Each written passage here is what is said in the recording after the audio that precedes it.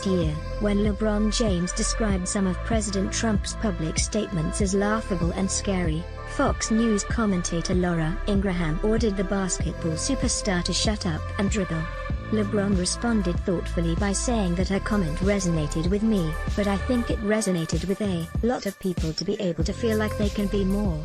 Advertisement. Those people have come to include most of the National Basketball Association and hundreds of other athletes in professional baseball, hockey, football, women's basketball, and the top tiers of college sports. As for the more they have become, they are now active participants in the most significant and inclusive wave of the often crushed or co-opted yet ever-breathing athletic revolution that first took shape in the 1960s. Thanks to the pandemically isolated bubbles in which some teams are now living and playing, and driven by Donald Trump's continuing racially based attacks on various sports, some athletes are now communing with each other ever more regularly and making collective decisions as never before, decisions often supported by their teams and even leagues. In the process, many of their protests against systemic racism and specific acts of police brutality have gone from messages at their usual social media outlets to acts like forcing games to be postponed via wildcat strikes. As baseball and basketball, battered by the COVID-19 pandemic, cautiously continue their delayed and shortened seasons, and the National Football League and some college football conferences finally launch their own belated starts, more and more questions arise. Will such physically dangerous playing conditions be sustainable? Is there even such a thing as a socially distanced tackle? Will fans accept rule changes meant to take the coronavirus into account and still keep watching, while their own lives threaten to go down the tubes? Will former San Francisco 49ers Super Bowl quarterback Colin Kaepernick, who sparked the current sports revolt by kneeling to the national anthem 4 years ago and was subsequently abused by the president and functionally banished from football, ever get to play again? And above all, what effect will the various protests of such athletes have, if any, on the election? The women led the way however it plays out, the most recent the victory of National Basketball League players striking during their playoffs over yet another grim death of a black man at the hands of the police was spectacular. The team owners agreed that, in the COVID-19 moment with polling places potentially in short supply on November 3, pro basketball arenas would be made available as just such sites. Consider this path-breaking. It's the first time a player-owner bargaining agreement has included such a gift to democracy from two of the, previously, most self-centered groups in America. Before we cry bravo, however, let's cry bravo. After all, it was the most marginalized of the professional leagues, the Women's National Basketball Association, WNBA, that provided the impetus for the current movement and remains its moral center. Keep in mind that, for years now, women pro basketball players have been protesting against gun violence and police brutality, both individually and as teams, while their male equivalents, who earn so much more money and possess so much more security, tended to posture and pontificate while putting themselves at much less risk. Advertisement. Last month, the women upped their game. The WNBA's Atlanta Dream players donned t-shirts endorsing Drive. Raphael Warnock, the Democratic opponent of Georgia Republican Senator Kelly Loeffler, who has disparaged Black Lives Matter and, as the New York Times reported, publicly and frequently derided the league for dedicating its season to the Black Lives Matter movement. Loeffler just happens to be the Dream's co-owner. Other teams in the league followed suit, and soon most teams were wearing such Vote Warnock t-shirts, while also proclaiming that Black Lives Matter. BLM, by the way, was a group founded by women. Soon after, something stunning happened in the male version of pro basketball with the NBA in the first round of its playoff games in a bubble at Florida's Disney World, after a white police officer shot an unarmed black man, Jacob Blake, in the back 7 times in Kenosha, Wisconsin. The Milwaukee Bucks refused to take part in their next playoff game. and that protest then produced a cascade of brief strikes by other NBA and WNBA teams and, most surprisingly, by predominantly white Major League Baseball teams. While the statements of the protesters tended to describe the strikes as a response to recent incidents of police brutality, the underlying cause may have lain elsewhere. Those angry strikes may really have been side effects of the COVID-19 bubbles in which they were playing. In them, the usual focus on the game of the moment and the party to follow was replaced by conversations about Donald Trump, racism, and the responsibilities of rich black sports celebrities to express themselves and act in the interests of their communities. Advertisement. The New Yorker's Isaac Chotiner conducted a revealing interview with Andre Iguodala, a Miami Heat forward and the first vice president of the NBA Players Union, who said, "African Americans are trying to search for ourselves and ask where we stand in the world and where we stand in America. And we don't know. We shoulder a lot of the burdens of our community, but I think a lot of that responsibility should fall on the majority, and those who are the lawmakers and who are supposed to ensure that every man and woman is treated as an equal, but we still haven't seen that. So we are still searching for our place." Advertisement. Take the money or march. One of the most poignant expressions of that search came from the coach of the Los Angeles Clippers, Doc Rivers, whose father had been a police officer. "It's amazing," he commented, "why we keep loving this country, and this country does not love us back. It's really so sad. I'm so often reminded of my color. We got to do better, but we got to demand better. What exactly does demand better mean, and what could it achieve? In the sports world, at least, with the possible exception of those still must be seen to be believed arena voting sites, the sporadic protests of various players over the years for equality and social justice have usually resulted, at best, in yet more discussion about the issues they were raising rather than actual solutions, however provisional. Although over the decades, the integration of baseball, the introduction of free agency, and the emergence of the black quarterback could all certainly be viewed as progress in the sports world itself. Today, however, it remains a question whether players will continue pushing for social reform or, as so often in the past, settle for better salaries and pensions. As Iguodala put it, advertisement. Historically, money determines a lot of our actions. Do we stand up for something or take the money? We will always get caught in those crosshairs.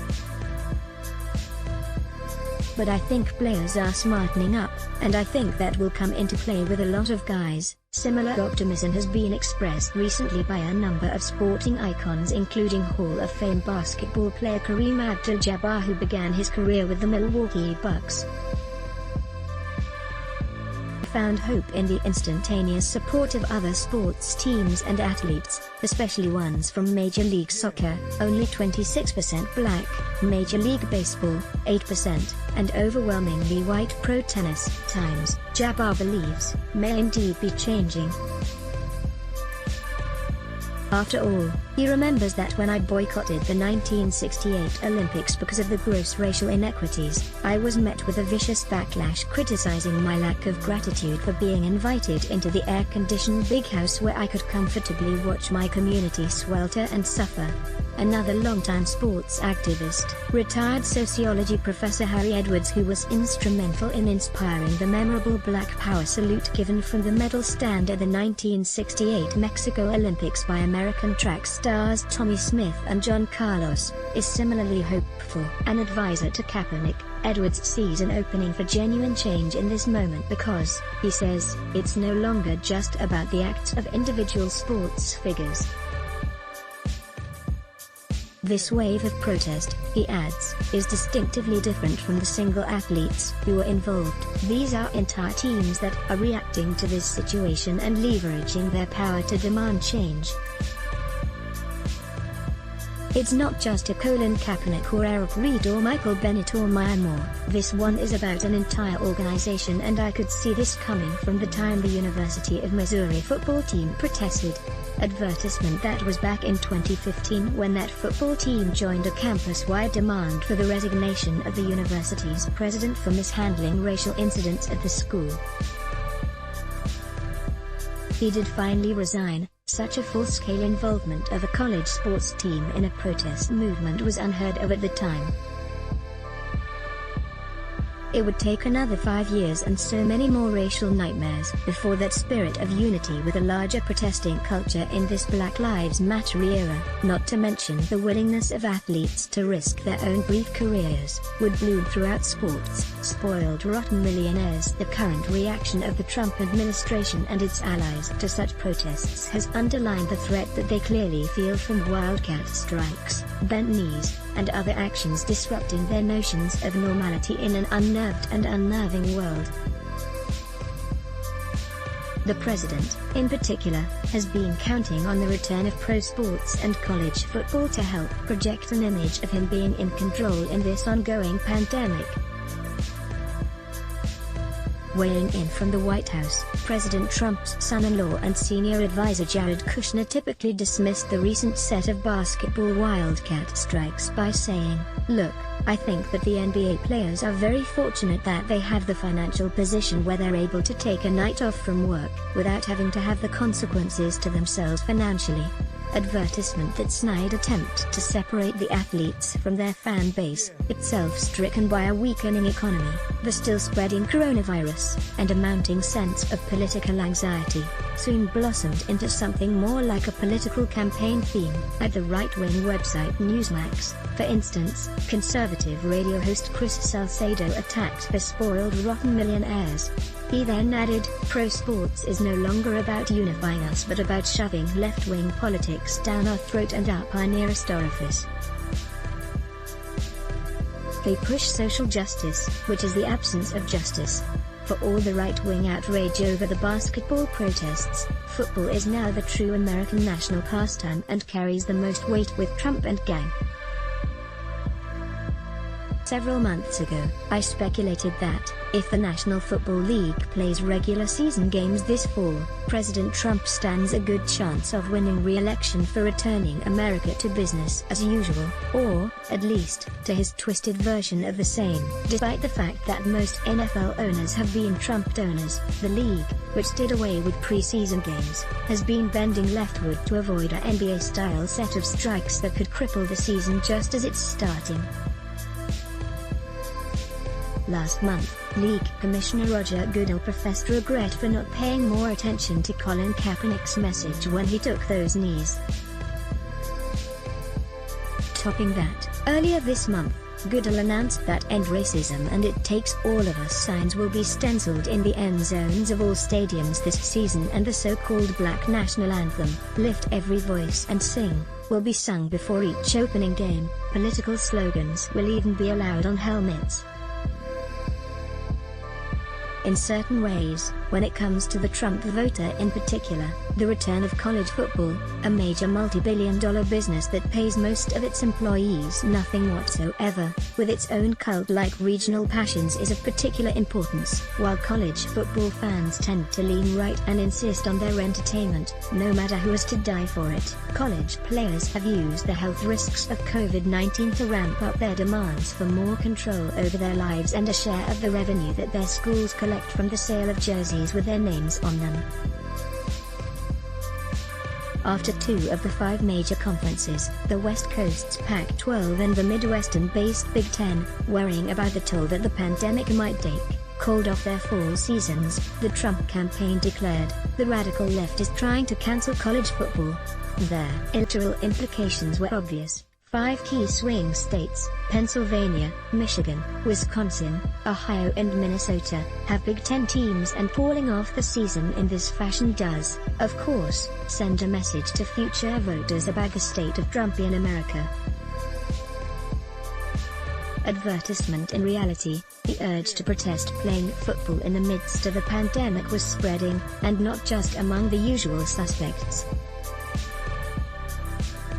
Buzz Bissinger, the author of Friday Night Lights, a famed book on high school football in Texas, for instance, called on players in the remaining leagues to boycott their games, and many of the states advocating to play are the same states that find wearing protective masks optional. College football a sacred American right. Football is not like other sports. It is blood, snot, sweat and spit, bodily meals the virus craves. How can these schools even be contemplating the risk when several medical advisors to the NCAA said it was ill-advised? Some coaches have suggested that football players alone should return to campus, which provides additional evidence that they are viewed more like employees than traditional students and should be compensated. Such evidence has, of course, been in plain sight for years, but maybe it takes a plague to see it clearly. College administrators may be no better than Trumpsters in their willingness to sacrifice lives for money and power. They certainly do fit comfortably with the sort of sentiments Donald Trump Jr. expressed on Chris Salcedo's show. I can't tell if some of this stuff is politically motivated because not going back to normalcy allows you to instill some fear that can be used as political leverage. Let them play, man. In other words, the position of the Trump administration as it makes a COVID-19 ignoring scoring drive for November 3rd is distinctly shut up and dribble. However, the question, in this moment from hell, is, will the players and fans agree? Advertisement: who will take the next leap? Robert Lipsyte, a Tom Dispatch regular, was a sports and city columnist for the New York Times. He is the author, among other works, of Sports World, An American Dreamland. Follow Tom Dispatch on Twitter and join us on Facebook. Check out the newest Dispatch books, John Pfeffer's new dystopian novel, the second in the Splinterlands series, Frostlands, Beverly Goligorsky's novel Everybody Has a Story, and Tom Englehart's A Nation Unmade by War, as well as Alfred McCoy's In the Shadows of the American Century, The Rise and Decline of U.S. Global Power, and John Dower's The Violent American Century, War and Terror Since World War II. Copyright 2020 Robert Lipsyte. Enjoy good journalism. Then let us make a small request.